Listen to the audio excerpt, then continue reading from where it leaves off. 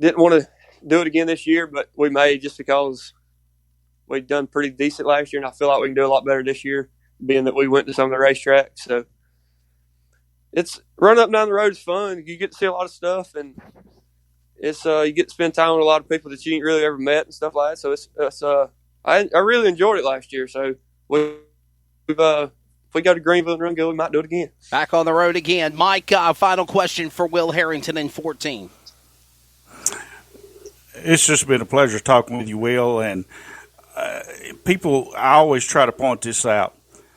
That's one reason I love dirt track drivers. They work Monday through Friday, their regular jobs. They're just like normal people. As soon as they clock out, they clock in the garage. They're turning the wrenches. They don't have the multi-million-dollar contracts. They do this because they love it. And keep going, young man, and we hope to see you come up I-75 and stop off at Boyd's one Saturday night if we ever get back racing.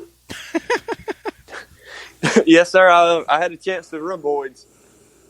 I think 2-3 years ago we come up there and we run good, and I hit one of them Ute tires. Oh, pulled me up. So I hope we do get back. Our chassis builder Chip Vineyard, they do a lot. He does some testing there a good bit, so I'm sure he could get us pretty close at the gate again. And I would maybe we can get the supercar up there. And I think they are running Friday night coming up for Ray Cook's race.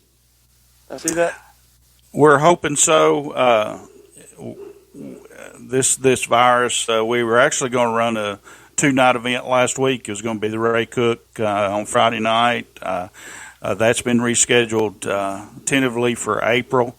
So, come on up and join us. For sure. Wow, Will, we're going to part ways, buddy. Thank you so much, man, for being on Red Clay Life. Continued success. Hey, one more final question. Was Brittany happy you cut your hair? She's the one that cut my hair. She started a new job doing hair, and she called me one day and said, "Hey, can you come by here after work?" I said, "Sure." I said, "Why?" She said, "You getting a haircut." You're going to be the guinea pig, fella. All right. So, I was the first one. So now I kind of took a liking to it, I think. So I think I'll keep it short. I can't call you Little Bloomer anymore. I got to think of something else. I know it. I don't know what we can do there. We're going to have to come up with something. We will, buddy. Hey, thank you so much for being on Red Clay Life, and we'll see you at a racetrack another time soon, buddy. Continued success. Okay, thank y'all for having me. And may God bless and keep Thank you you, safe. Will. Will Herrington out of Hawkinsville, Georgia, driver of the number 14. $11,000 payday for the driver, the young man, and he announced it on Red Clay Life. How about this first episode of Red Clay Life, and right out of the gate, he announces that he's going to be going super late model racing. So that's pretty cool. Yes, absolutely. First, heard it here. Heard it first right here on Red Clay Live. He's Mike Guerin. I'm Wesley Outland. We will be right back. Matt Henderson is joining us next. Looking for a life insurance company that specializes in what you actually need? Protection. Call Danny today with Symmetry Financial. Danny is certified in all 50 states, which means Symmetry Financial is not limited and has over 30 companies to choose from. Symmetry Financial has proved time and time again that their options and pricing is just better than the rest. Give Danny a call today at 828-994-1681 to see how Symmetry Financial can make life simple.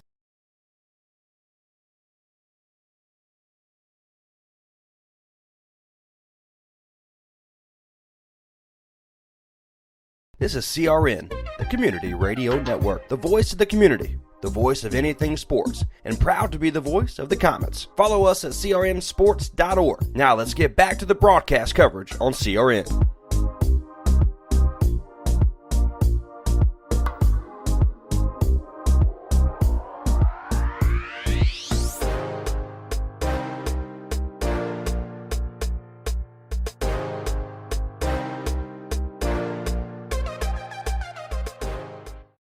Now back to live coverage on the CRN Sports Network.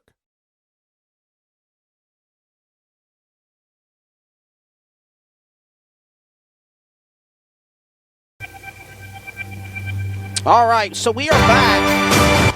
Woo! Trying to turn it down there for a second. Welcome back to Red Clay Live. He's Mike Guerin of Liberty News Network 75 Radio. Follow him at libertynewsradio.com, crnsports.org. I'm Wesley Outland, and we're just going to old-fashioned call Matt Henderson. It says that Wesley, you're going to have to call me. Link won't work in my browser. Okay, so we're gonna save our buddy. We're gonna save him. Mike. We're gonna save him. We're gonna call him.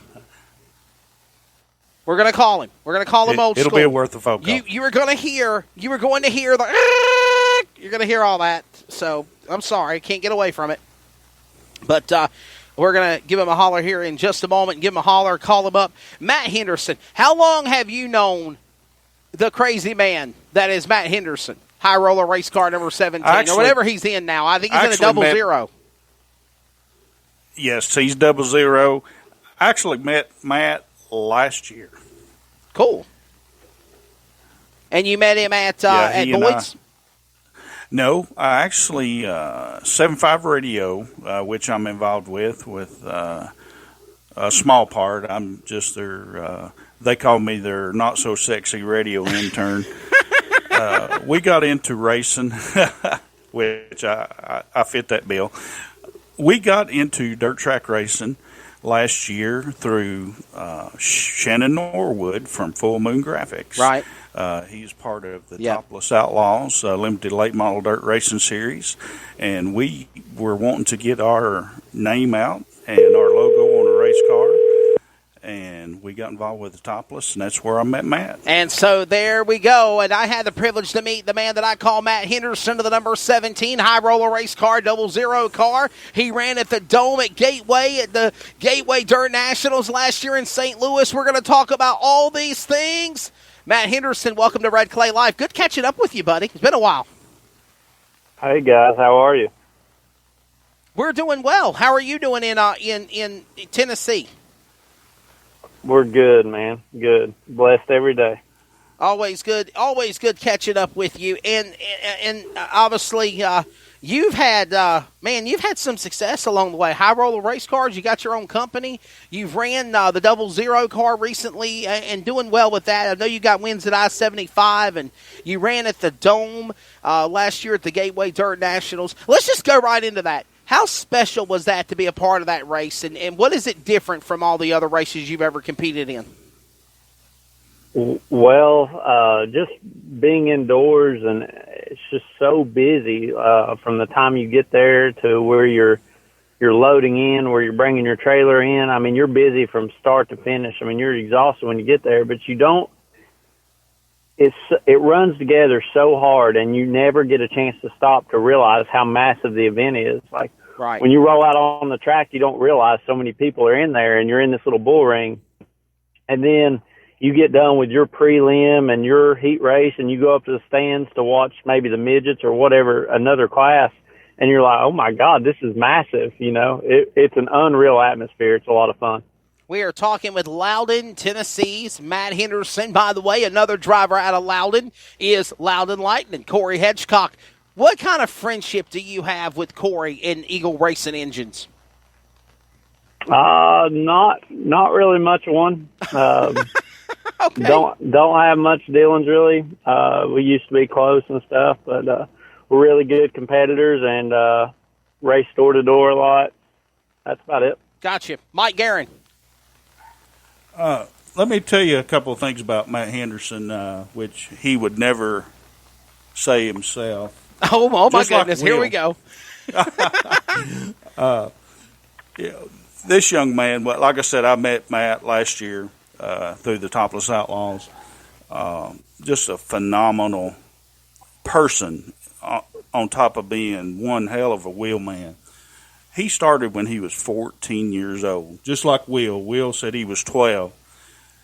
His first season was in 2002. He run a late model, Laurel Mountain Speedway. First year out, he was the Rookie of the Year and won the track championship. First year out. Gotcha. Wow. It's amazing. He... in 2003, was Rookie of the Year at Atomic. 2005 Advanced Auto Parts Young Gun of the Year. He has won countless features and heat races. And something else that many might not know is when he was 14, he was featured in a televised documentary about Southern dirt track racing that can still be seen on YouTube today. It was filmed at the old Spring City Raceway and I think Dixie Speedway. Spring City has come back from the grave.